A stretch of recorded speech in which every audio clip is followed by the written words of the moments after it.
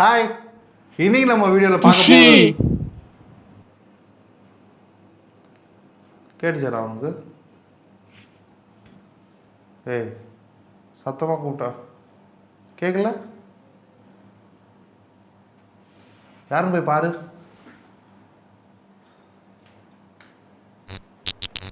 ஏய், light off பண்ணுறா. என்னடாச்சு? பல பேய் படங்களில் பேய்ங்க எப்பயுமே பொம்மையாக இருக்கும், இல்லை பொம்மைக்குள்ளே ஆவிங்க நிறைய புகுந்துருக்கும். ஏன் எப்பயுமே இப்படியே எடுக்கிறாங்கன்னு நானே யோசித்து பார்த்துருக்கேன். ஆனால் இந்த வீடியோ பார்த்த அப்புறமா தான் உங்களுக்கே புரியும், குழந்தைங்க பொம்மைங்க கூட விளையாடிந்தப்போ பொம்மைங்க திரும்ப விளையாடி இருக்குன்னு. இப்போ நாங்கள் சொல்ல போகிற எந்த விஷயத்துலையாவது உங்களுக்கு டவுட் இருந்துச்சுன்னா பொம்மையோட பேரை நீங்களே கூகுளில் டைப் பண்ணி சர்ச் பண்ணி பார்க்கலாம். திகிலான 5 அமானுஷ்யமான பேய் பொம்மைங்களையும் அதை பற்றின கதைகளையும் தான் இன்னைக்கு நம்ம வீடியோவில் பார்க்க போகிறோம். நான் தான் ரிஷி. Welcome to Rishipedia.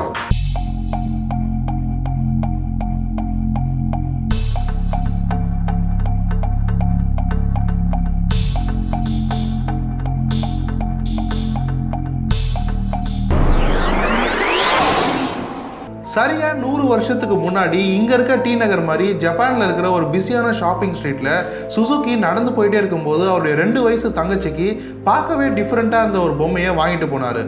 அந்த பொம்மை கியூட்டா ட்ரெஸ் பண்ணி முடியெல்லாம் ஷார்ட்டா வெட்டி பார்க்கவே ஒரு குழந்தை மாதிரி இருந்த ஜாப்பனீஸ் டால். அவரோட தங்கச்சி ஒக்கிக்குக்கும் பொம்மை ரொம்பவே பிடிச்சி போய் சாப்பிடும்போது தூங்கும் போதுன்னு எப்போ பார்த்தாலும் பொம்மை கூடயே இருக்க ஆரம்பித்தாங்க. ஆனால் ஒரே வருஷத்தில் யாருமே எதிர்பார்க்காத மாதிரி உடம்பு சரியில்லாமல் 2 வயசான ஒக்கிக்கு செத்தும் போயிடுச்சு. செத்து போன ஒக்கிக்குவை திடீர்னு மறக்க முடியாமல் எப்போ பார்த்தாலும் அந்த குழந்தை கூட இருந்த பொம்மைக்கும் ஒக்கிக்குன்னு அந்த குழந்தையோட பேரையே வச்சாங்க. பேரை வச்சுட்டு கொஞ்ச நாளைக்கு அப்புறமா தான் ஒரு வித்தியாசமான விஷயத்தை எல்லாருமே நோட் பண்ண ஆரம்பித்தாங்க. ஒக்கிக்கு சாகும்போது பொம்மையோட முடி எல்லா பொம்மையோட முடி மாதிரியும் நார்மலாக சின்னதாக தான் இருந்துச்சு. ஆனால் கொஞ்ச நாளைக்கு அப்புறமா தான் காலை தாண்டியும் முடி வளர ஆரம்பிச்சிருக்கு. இதை பார்த்துட்டு பயந்து போன எல்லாரும் இந்த முடியை லேபுக்கு கொடுத்து அமிச்சாங்க. ஆனால் அங்கே டெஸ்ட் பண்ணி பார்த்த ரிசர்ச்சர்ஸ் இது மனுஷனோட முடின்னு சொன்னாங்க. சயின்ஸால் கூட சில விஷயங்களுக்கு ஆன்சர் சொல்ல முடியாது. யூஜின் ஆட்டோங்கிற ஃபேமஸான ஆர்டிஸ்ட்க்கு 6 வயசாக இருந்தப்போ ராபர்ட்ன்ற பொம்மை கிடச்சிருக்கு. யூஜின் சின்ன வயசுலேருந்தே ஃப்ரெண்ட்ஸே இல்லாமல் தனியாகவே தான் இருப்பாராம். ஒரு தடவை ரூமில் யூஜினும் அவருடைய பொம்மை ராபர்ட்டும் இருந்தப்போ வெளியேந்து கேட்கும்போது 2 பேர் பேசுகிற மாதிரியும் 2 பேர் பேசி சிரிக்கிற மாதிரியும் கேட்டதுனால அவங்க அம்மா டக்குன்னு போய் பார்த்ததுக்கு யூஜின் அவருடைய பொம்மை ராபர்ட் கூட விளையாடிட்டு இருந்தாராம். யூஜினுக்கு எக்ஸாம் வந்தப்போ எப்போ பார்த்தாலும் பொம்மைங்க கூட விளையாடிட்டே இருக்காருன்னு சொல்லி ராபர்ட்டை ஒரு ஸ்டோர் ரூமில் வச்சு பூட்டிட்டு இருக்காங்க.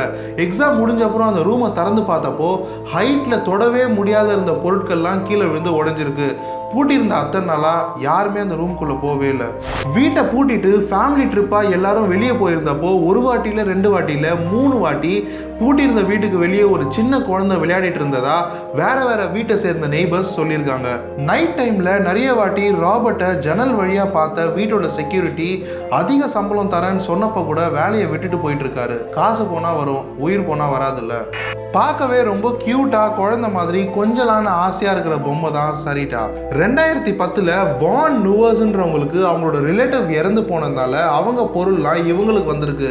அந்த பொருளில் சரிட்டான்ற பொம்மையும் இருந்திருக்கு. சரிட்டா வந்த நாள்ல இருந்தே வீட்டுக்குள்ள குழந்தை அழுகிற சத்தம் தொடர்ந்து கேட்டுட்டே இருந்திருக்கு. கொஞ்ச நாளைக்கு அப்புறமா தான் அது இந்த பொம்மை இருந்த ரூம்ல இருந்து தான் கேட்குதுன்றத வான் நுவர்ஸும் அவங்க குழந்தைங்களும் கண்டுபிடிச்சிருக்காங்க. சரிதாவை எந்த ரூம்ல வச்சு பூட்டினாலும் காலையில பார்க்கும்போது அந்த 2 குழந்தைங்களோட பெட்ரூம்ல தான் இருக்குமா. ஏன்னா செத்து போன அந்த ரிலேட்டிவ்க்கும் வான் நுவர்ஸோட 2 குழந்தைங்க ரொம்ப பிடிச்சிருக்கு. 2 தடவை குழந்தைங்களோட முதுகுல கத்தி வச்சு கிழிச்சா மாதிரி காயங்க இருந்திருக்கு. காலைல எழுப்பி கேட்டப்போ நைட்டு சரிதா வந்து அவங்கள அடிச்சா மாதிரி கனவு வந்ததா சொல்லியிருக்காங்க. கெரி வாரன் வயசானப்போ 20 வயசுல வாழ்ந்த ஆஸ்திரேலியால இருந்து அவரோட பழைய வீட்டுக்கு போயிருக்காரு. போன அப்புறமா தான் ஆளுங்களே இல்லாமல் வீடே ரொம்ப பாழடைஞ்சு போயிருக்கிறத பார்த்தாரு. வீட்டிலேயே யாருமே இல்லைன்னு ஊர்ல இருந்தவங்களை கேட்டப்போ வீட்டில் பேய் இருந்ததாகவும் நிறைய அமானுஷ்யமான விஷயங்கள் நடக்கிறதாகவும் சொல்லியிருக்காங்க. ஆனால் கெரி வாரன் நம்ம சின்ன வயசுல வாழ்ந்த வீடு தானே, உள்ள என்ன இருக்க போதுன்னு நடந்து போனப்போ பேய் எதுவும் அவங்களுக்கு தெரியல. பட் லெடான்ற பொம்மை அவங்க கையில் கிடைச்சிச்சு.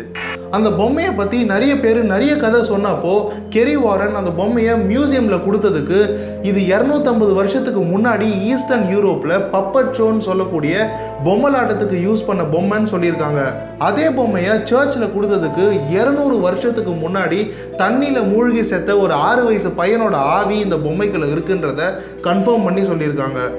லெட்டா மற்ற பொம்மைங்க மாதிரி யாரையும் அட்டாக் பண்ணலனாலும் கிட்ட இருந்தாலே திடீர்னு மனசு சோகமாகி யாராக இருந்தாலுமே அழ ஆரம்பிச்சிருவாங்களாம். இதை டெஸ்ட் பண்ணுறதுக்காக ஒரு ரியாலிட்டி ஷோக்கு லெட்டாவை கூட்டு போய் ஒரு சேரில் உட்கார வச்சப்போ யாரோட ஹெல்ப்மே இல்லாமல் லெட்டாவே நகர்ந்ததை பார்த்த கேமராமேனும் ஆடியன்ஸும் வெளியே ஓடின வீடியோ இன்னி வரைக்கும் யூடியூப்ல இருக்கு.